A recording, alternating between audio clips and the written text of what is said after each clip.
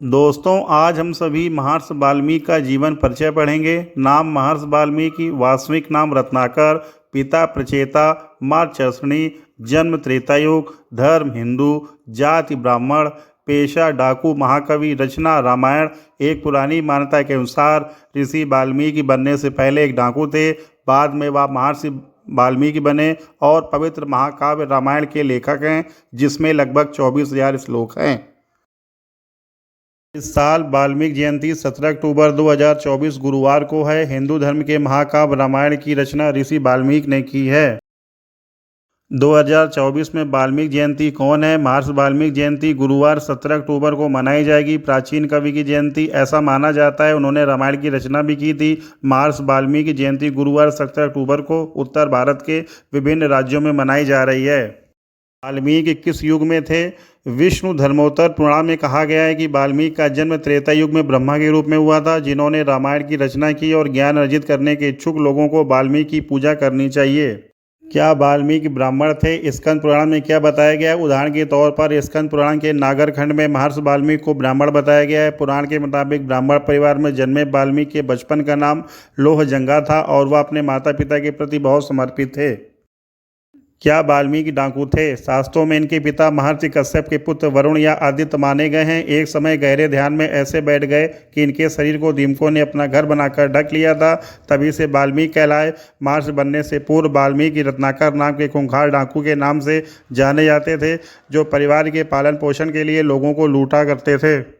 रामायण का पूरा नाम क्या है? वाल्मीकि रामायण का नाम तो रामायण ही है और तुलसीकृत रामायण का नाम रामचरितमानस है। वाल्मीकि कैसे दिखते थे? वह कोमल सुंदर थे। उनके चेहरे की उपमा चंद्र ज्योत्सना और बालचंद्र से की गई है। ऋषि वाल्मीकि ने श्री राम की नेत्रों की तुलना कमल से की। वाल्मीकि से पहले रामायण कौन लिखा था? पहली रामायण वाल्मीकि जी ने लिखी, लेकिन शास्त्रों के अनुसार अब सबसे पहली राम कथा अनंत भक्त हनुमान जी ने लिखी थी, जिसे उन्होंने अपने नाखूनों से एक चट्टान पर लिख दिया था, जिसे हनुमत रामायण कहा गया। लंका विजय के बाद श्री राम अयोध्या में लौटकर राजपाट संभाल लेते हैं।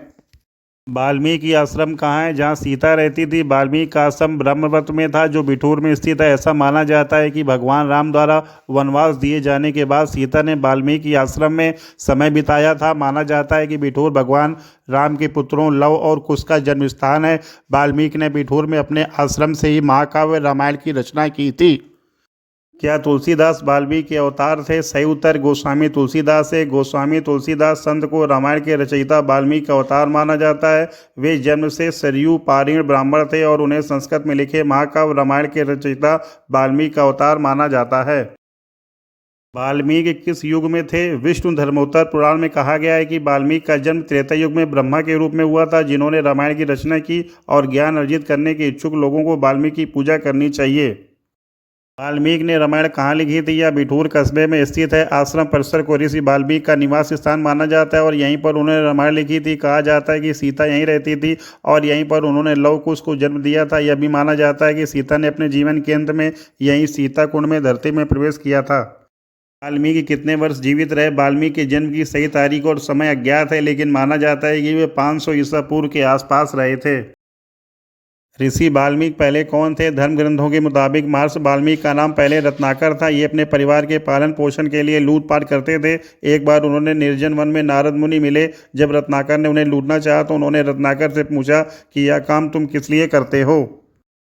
राम का उल्टा नाम क्या है? नारद ने उन्हें भगवान राम का उल्टा नाम मरा मरा जपने का उपदेश दिया। हिंदू मैथोलॉजी के अनुसार भगवान राम के नाम जबकि पुराणों में बहुत महिमा बताई गई है। मान्यता है कि राम नाम जब से सभी पाप मिटकर मनुष्य को मोक्ष की प्राप्ति होती है। इस संदर्भ में महर्षि वाल्मीकि की कथा बहुप्रसिद्ध है। रामायण की 8 चौपाइयाँ कौन सी हैं? गोस्वामी तुलसीदास जी द्वारा रचित श्री रामचरितमानस के अयोध्या कांड के शुरू में राम सीता के विवाह से जुड़ी 8 चौपाइयाँ हैं।